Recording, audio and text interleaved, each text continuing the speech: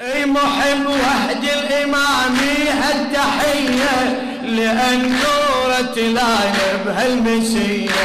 انوجد حبه وتزايد شوقه بيه احس رب بمحبته من عليه بنصف شعبان يزهي بان ضيه قرب موعد دولته العالميه اذا تسال علي يا الموالي هويتي مهدوية وما بالي أذيع بهالحقيقة صوت عالي إمامي والله عنده هواي غالي على الفطرة عشقته إمامي وانتظرته أبو صالح إمامي ماكو مثله يظل والله نشيدي باسمه يحلى ذكر اسمه عشقته ما أمله مثل أم الزكية أنا جل